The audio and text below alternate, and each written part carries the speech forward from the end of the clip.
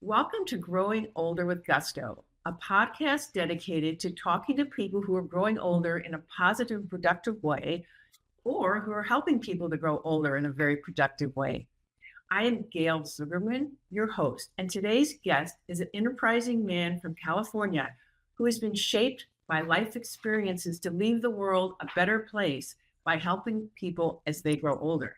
Sounds pretty good to me. His name is Matthew Edgerton, and he's launching a company this year called Cogensus, which he has created through his background of being a thought leader in the areas of artificial intelligence, innovation strategy, and product development.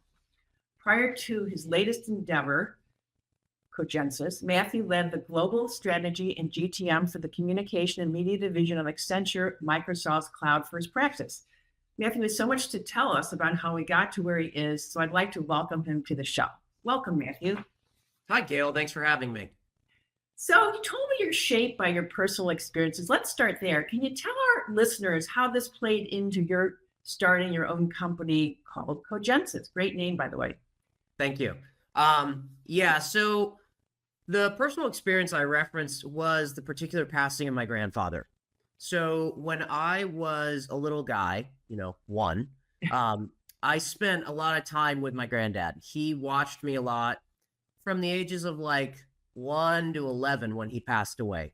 My grandpa, I learned later in life, was a pretty exemplary guy, and he went through a lot of really interesting life experiences. But growing up with him in the context of being his grandchild, I was not exposed to any of that because there are a lot of adult topics you just can't talk to a child about. I understand totally. I understand it too. Right. Yeah. So when I was in my late 20s, I just one day stumbled upon his own online obituary, and it referenced a couple things that I didn't know. And then I went on kind of a research journey of my own to learn more about my grandpa. And I learned that he joined World War II at 17. He, fought and served and got a Purple Heart and a Silver Star. He came back and actually tried to commit suicide and then survived. Just a lot of really intense life experiences that I think it's a shame that we don't have more clarity and depth on what happened there. So that kind of colored my experience. And in the age of AI, I thought that a lot of people are going to be getting older, and it'll be a real shame if their combined histories pass away without being saved in some form or fashion. So that was one of the personal experiences that caused me to move in this direction. Okay. Any others that you care to tell us about? This is somewhat professional, but in 2022, I helped the United Nations. I wrote some climate standards for them. So you can find it under the ITU group. But effectively, they have these things called SDGs, which are Sustainable Development Goals. And there's a big focus on both preserving the histories of the world. So that could be all kinds of different communities, including indigenous folks, all the way up to, helping the world as it ages. And so that was where I first got exposed to this kind of broader problem about, we'll call it the aging world that we live in, right? We are going to be entering a time where we have a lot more people over the age of 60 than under it. And that causes a whole bunch of both societal as well as localized changes that need to occur. So by taking that into account and trying to, be a positive person and leave a positive impact, and then my own personal experiences, that is what shaped Cogensus effectively. Okay. There's a lot of talk today about the importance of social connections and how it becomes increasingly important as we go older to maintain and create new connections.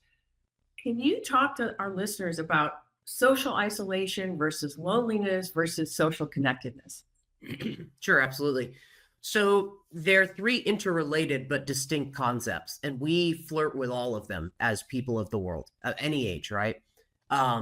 So firstly, loneliness is actually a broader construct. Loneliness is defined in a whole bunch of different ways, but in a very simple way, it's you feel alone, whether or not you are physically alone. So for example, you feel isolated to some degree. You don't feel connected with people next to you. It's those whole host of negative feelings that when someone says, I am lonely, they could be surrounded by people in a physical sense, but feel no relation to them. Typically, loneliness is defined as the interrelated experience between you and I and other people, right? So that feeling is an intrapersonal one. It's in you, right? Or interpersonal, excuse me. And that can be so we'll come back to how you can fix it a little bit. But social isolation is the act of being isolated. So that's could be a physical or circumstantial situation where you yourself are alone, right? When you are in a room by yourself, you are isolated. And that can also take place, meaning that you are more isolated from a community because maybe you live in a rural setting, or maybe, as you know, a lot of people have happened, unfortunately, is people pass away near to you. So you become isolated within your localized group, right? So that's social isolation. Then social connectedness is actually a psychology concept, which is the specific measurement to some degree of your social network.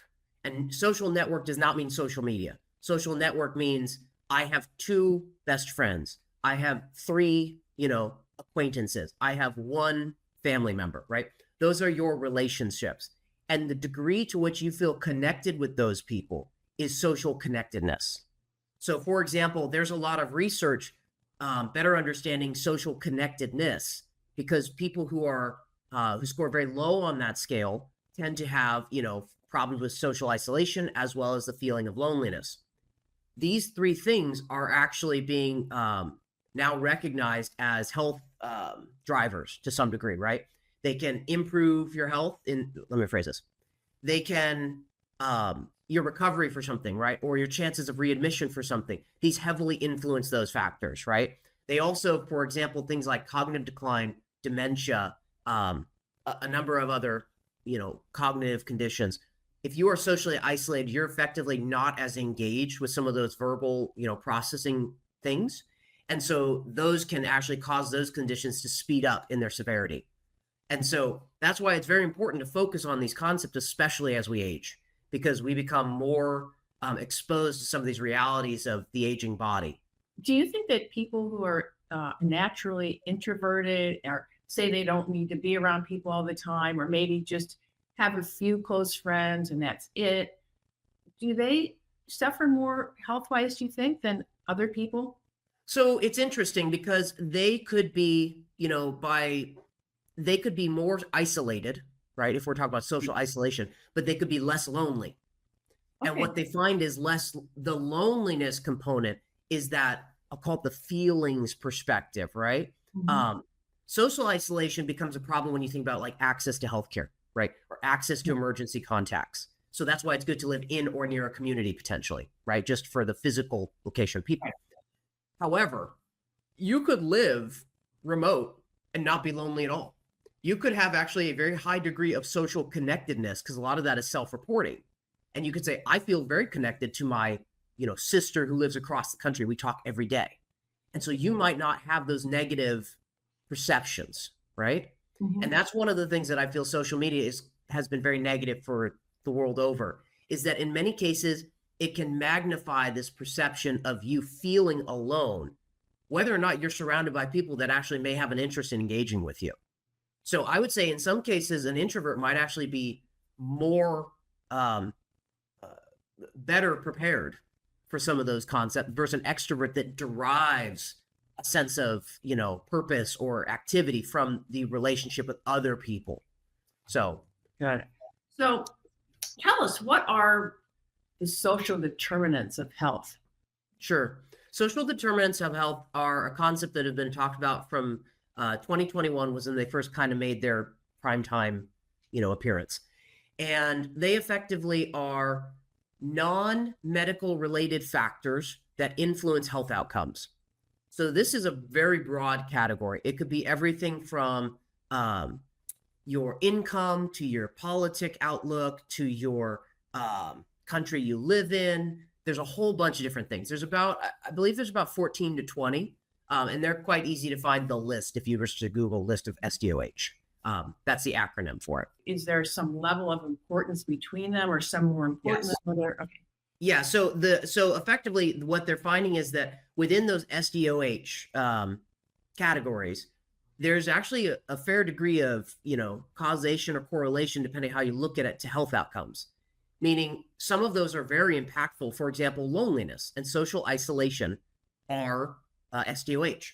So as of 2025, now the health community in the United States, the NCQA, which is a regulatory body as far as healthcare reimbursers and payers, things of that nature, they've now formally recognized it in their care standards that hospitals need to collect this, because their finding is that people suffering from unrelated conditions, so cardiac readmission, broken arms or legs, like limbs, right, things of that nature, depending on your standing within these other categories, your chances of you improving can heavily go up or down. So what they're finding is those are factors that are both very important from an individual health perspective, as well as what they call health economics, which is a hospital knowing if this person might come back. So it's very important to understand those as, people who are caring for others. You could say clinicians, caregivers, whatever, because those are now on the mind of healthcare professionals. So for us as individuals, it's always interesting to take a look at those SDOH and just see how you stand. Like, because a lot of that is how you feel about those, right? So where do you stand? I'm doing okay. Okay. Generally, but again, I mean, when I say where you stand, it's how you feel about the categories. So for example, we could look at the country you live in is actually an SDOH, right? Geographic location. So for example, just by being in the United States, I benefit from some of the United States infrastructures, where that might not apply to someone who lives in a remote province in, southern India or Africa, right? They don't have access to clean drinking water, for example. Or, looking at something as education, that's an SDOH. So there's a whole bunch of stuff. It's effectively where you slot in these categories. You could argue that a lot of first world nations will automatically score higher on those things than someone from a more remote, impoverished area. So you also speak about finding your tribe versus shouting into the void of social media, which I find fascinating. Can you describe to us exactly what you mean by that? Sure. I mean, this is just my words, truthfully. And what I mean by that is, if we think about humans broadly, and we think about what it means to be connected and supported by your, we'll call it familial or friend ecosystem, right? I believe that the human brain can only deal with about 50 to 75 connections before we start dropping them, right? This is a number I read a long time ago. And what that means is you can only maintain so many relationships. And where you invest that time is going to be whether it gets dividends back to you from feeling, recognized and validated as a person, or if it's kind of like wasted energy. I believe that in the world we now live in, we have moved away from what is what I would call a healthier path or a healthier outlook to community management, right? So for example, not too in the distant past, your community was the people who were physically near you, your family members, right? You had some level of interaction with them, and you could identify with certain things. Yeah, we mostly agree on that, or this or that, right? Those relationships may be more fruitful from a management perspective, because you will get something more out of those. Versus what a lot of people have now been conditioned to do and are being conditioned to do is focus their energy outward into the broader, social community world. And this could be someone on the other side of the world, which, yes, you could have something in common with them, but the chances of them hanging out with you on a day-to-day basis are very limited, right? And so that energy may be going wasted. And when we look at things about like social connectedness and social isolation, right, there's some degree of benefit that comes derived from, creating a more localized community. So when I say your tribe, back in the day, we all, many years ago. And they say this, people who live in the blue zones, that's one of the main criteria, is their tribe or their community around them. We see them every day. Correct. So for example, an interesting fun fact is my grandmother-in-law, my wife's grandmother lives in Taiwan. She's 105. Wow. And she's surrounded by family members, but as anyone can guess, 105 is pretty old.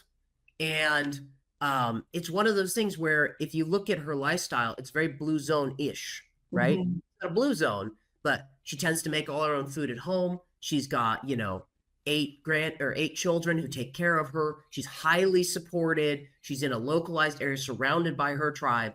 So all those things are very important. Versus someone who, let's say they moved away from their family to a remote area. They never took the time to integrate with the locals.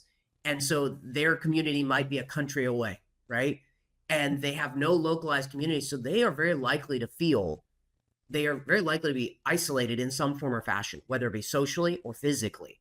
And those outcomes become very important for aging with gusto, as you speak, right? So that you can get out and do things with your communities and all these things. And the last thing I'll say about that is it's always important to cultivate a new community where you go. I think a lot of people get stuck to, I have these friends from high school. Right. That's it, right? And that is very detrimental for aging in place or aging with a better health outcome.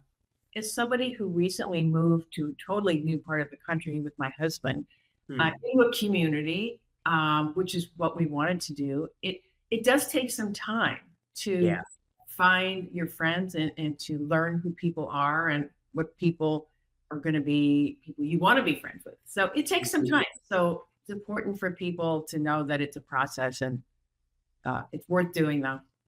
Yeah, it's hard. And I think everyone recognizes it's harder to make friends as you get older, just because there's a lot more there. When you're children, it's as simple as, I have this ball. Would you like to play with me? And then the other kid goes, yes, right? As an adult, you have a lot more accumulated things. I don't want to call them baggage because it's not the right word, but history and memories, right? So that process becomes a little bit more tentative. But it is very important to put some level of effort, to your point, into it, right? Because things happen in life. So it's good to have people around you. So older people in particular, we touched on this a little bit earlier, often have trouble maintaining connections because their friends or family members may pass away, they may move away, they may lose their hearing. How do you see this changing in the future? Oh, goodness. So, there's two ways to look at this. There's a pessimistic outlook and an optimistic outlook. I'll give a little of both. The pessimistic outlook is, if you look at the world's population, and I just use this broadly, right? We have a lot of folks getting older. We're living longer. They're not having as many children. Their children are not having as many children. This is pretty consistent across a lot of first and second world economies in the world. Some places are hit very badly. So, for example, Asia has a huge problem with this. And the U.S. is tracking a little bit behind, but still going in that direction. I think it's by 2050, about 20% of the population will be over 65, which is a dramatic number when you think about historical context. So what that means is there are going to be a lot more people passing away, but at the same time, there are going to be a lot more people aging in similar circumstances. So that gives them the capability to form friendships in a more like-to-like comparison, potentially, right? People around you are experiencing a similar transition, a similar journey in life. So there will be something you could identify with and be friends, right? As we go a couple generations forward, I think the younger generations may have a bigger problem. I think the biggest takeaway from that is you need to keep an open spirit. A lot of people, and this is a problem that I find, this is one of my personal critiques of social media broadly. Social media effectively finds what causes us to have a strong emotional reaction. Oftentimes that's negative, and it seeks to magnify those things because they're looking for engagement, right?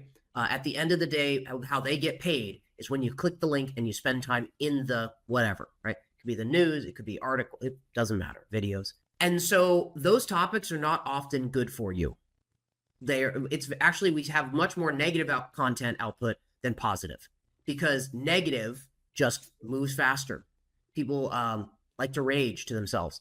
And that mindset is very, very negative because it causes a closing effect.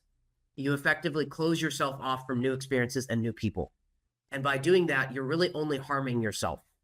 And so it's a personal thing we all have to take some level of, responsibility for. But the best advice is you got to keep an open mind and remember that we're not so different across age brackets, ethnicities, all the above.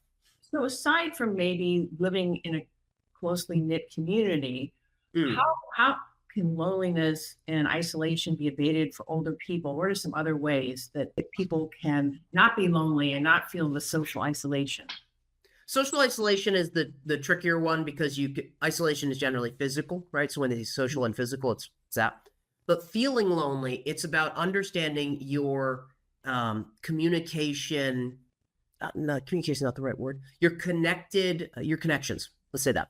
So, for example, it's very easy for us to lose touch with someone and think, I won't call them. It's been 15 years. There's no reason for me to call, even if you were very close with them, right? The easiest thing you can do is figure out people that you used to enjoy company with.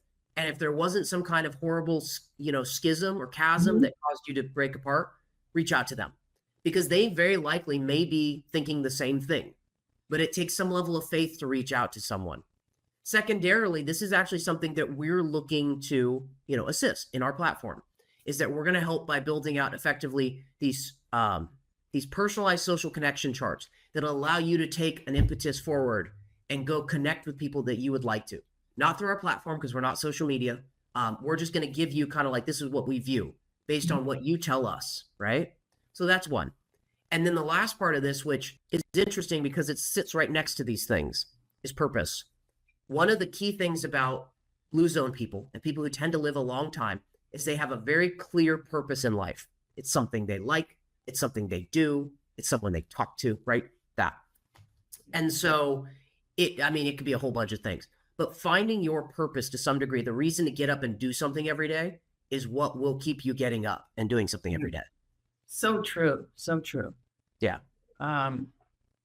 So aside from social media, what do you see is the role of technology in loneliness and getting older? Sure. I think in many ways, outside of a couple things in tech, that process is going to get a lot better. Because we, for example, Cogensus, right? We are specifically building our platform to tackle some of those aspects, right? But what we're seeing is that now with wearables and, much more advanced data analytics and proactive monitoring, people who traditionally would have been a victim of, a health event in an isolated context have now a way to reach out, right? Or they're being monitored.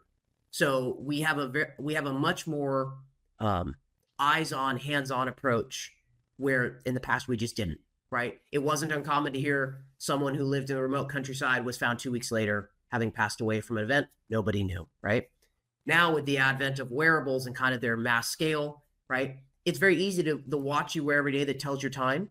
Could very easily check your heart rate, can look for blood sugar. There's a whole bunch of different things, right? Once we start to get into this aspect of what we're looking at, which is your mental frame of mind, we are entering a new era of how we can better care for someone in this capacity, right? Meaning we can start to monitor how you're feeling in a very altruistic way, right? Like when you start to express negativity about your circumstances, in theory, in the future, there could be some intervention event where we go, hey, we recognize you're at risk for blank. You may want to do this. But it's not a mandate. It's something purely for your own benefit. But I think it's very positive overall. And what about artificial intelligence? How do you see that impacting the aging population? So artificial intelligence is one of those very clear double-edged swords.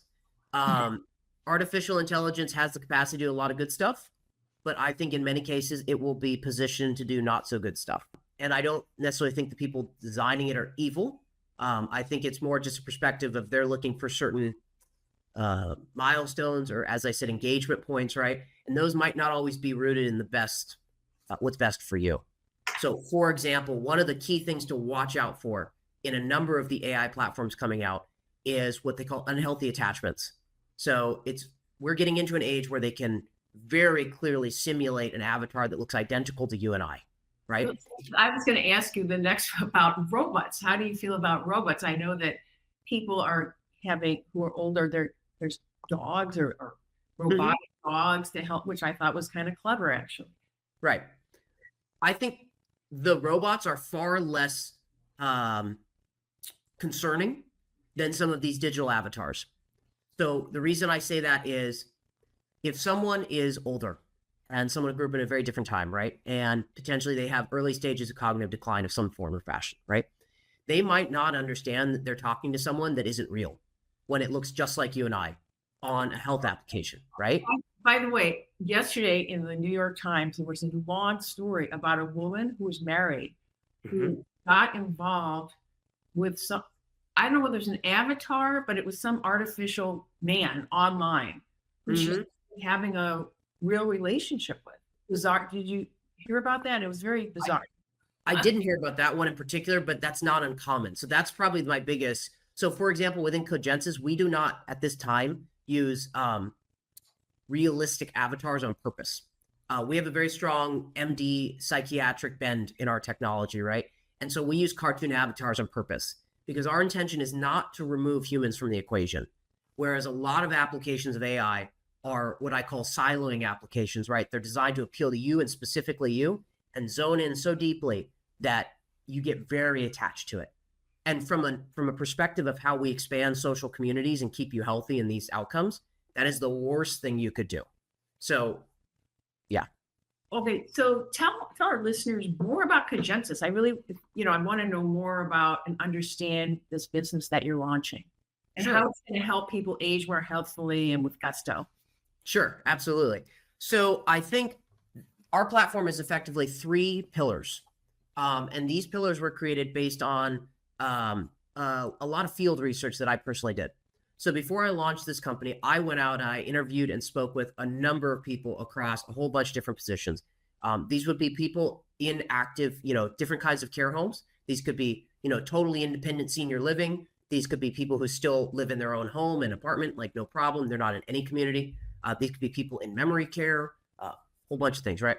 The caregivers that worked with them, clinicians that supported them, and their family members. So I spoke with a lot of people. And there were three things that jumped out to us as being very important.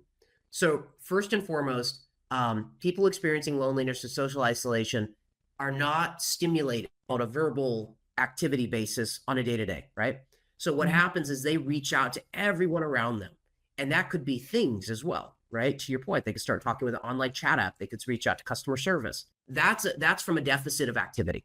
So, the first part of Cogensus is we have an AI supported journaling feedback engine. So, effectively, you can engage with this as if you were talking with you and I.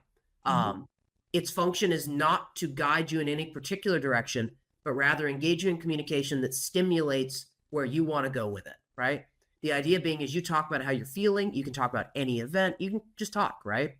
And it will engage with you as if you were talking with someone who was getting to know you, right? And over time, it will get to know you better. So, what we do with that is we take those conversations and we extract indicators around verbal, mental, and cognitive, or excuse me, we verbal, memory, and mood. Those are the three. So we're looking for indicators about how you're doing. Those are, when you allow them, shared with your provider. This could be a caregiver, a doctor, whoever, right? It has to be a medical professional, some form or fashion. That's the key part here, right? And we're looking for things like, are you starting to mix up words? Are you misremembering things? Are you, there's a whole bunch of things. Are you just sad, right? A perfect use case for this is the loss of a spouse. So this person can be perfectly physically and mentally able, but losing a spouse is a very traumatic activity, especially with regards to social connectivity. Like you're connected to your spouse very deeply, typically. So that puts you at risk for other comorbidities, right? Very common for people to pass away after their spouse goes, a whole bunch of stuff. So we want to look at that. We want to make sure that you aren't at risk for negative health outcomes. Those insights are due to your doctor. The last part, which is, I'd say a personal interest of mine, but also mirrors back to my broader career, is we give the user, and this person, the elderly person, the ability to take those conversations and create pictorial and textual memoirs. So they can create memory books about their existence. And we AI support that so you can make really cool imagery and book entries and all kinds of stuff. Wow. And then those over time get packaged.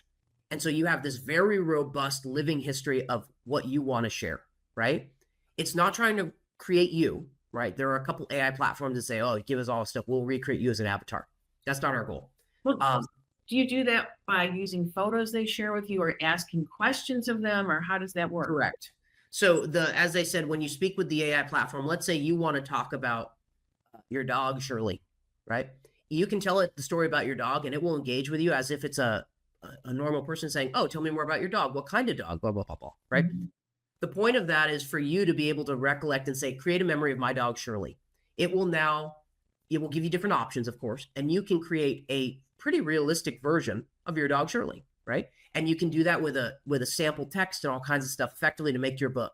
The reason for this piece of the platform is that one of the biggest things that was called out between family members and people living in communities or by themselves or whatever, right, was the lack of communication transparency between their family members. And so if you're remotely far, again, you could be isolated but not lonely, right? So we can solve or start to solve some of that, which is family members want to be able to better engage with their aging relatives in some way. They feel very guilty traditionally about having to put them somewhere, right? And the person being moved or transitioning in life is very shooken up, right? It's hard, it's chaotic. So this gives them a way to collaborate on these memories and actually create these shared family memoirs. The idea being is that one of the most important things as someone ages is to know that your life made a difference. And the biggest way to do that is to know about the impact you made on yourself and others. And you can create that now in our platform. Well, it sounds like not only are you giving people a purpose, but then you're creating a bit of a legacy for them too. Correct. Right. And so that was a big part for me because this calls back to my grandpa, right? Right. I think if he had this tool, it would be very impactful. He would have created a really, really cool book. Unfortunately, recently we lost my mother-in-law and she passed away early from cancer. And it was very clear as she dealt with the disease, how important it was for her to share certain memories and pass on history. And without a tool like this, this problem is facing a lot of people. It's not just us, right? Everyone has a story or two about this. It's very hard to capture all those memories in a singular instance, especially when you're engaging in long-term care of some sort, right? Those memories are typically 30 seconds to a minute shared, passing, and they're gone, right? So without a tool that can quickly capture those and then later help you import and create those, they just go into the ether. And so that's why that function of all the functions is the most important to me from what I call a social good perspective. So Matthew, it sounds like you've done something really good here and creating Cogensus. And I would like to let our listeners know how to reach you or how to learn more about Cogensus, more than we can share in this short podcast episode. Sure, absolutely. I mean, we are trying, right? We're building something that we believe will be impactful for the world over. It's as simple as going to cogensus.com. So, and that is Cogensus. So that's how you get there. You could actually reach out to us through the website. Our intention is to go live with the product for our early test in August of 2025. So we hope after that, you will start to see it in the market. At that point in time, we are also working with insurance companies to allow this to be reimbursable. So fabulous. Yeah, so our goal is to make this available to as many people as possible out the gate. Our current model is that we sell through healthcare institutions, senior care communities. So the other way you could, once we're live, you could get that is ask your providers to look into what we're doing, and then they can help procure that for you. That's great. Well, thank you, Matthew. This has been a great episode, and thank you for listening to Growing Older with Gusto. If you'd like to learn more about our podcast, please go to www.growingolderwithgusto.com or check out our YouTube channel. Again, thanks for listening, and remember to stay curious and stay connected. Thank you, Gail.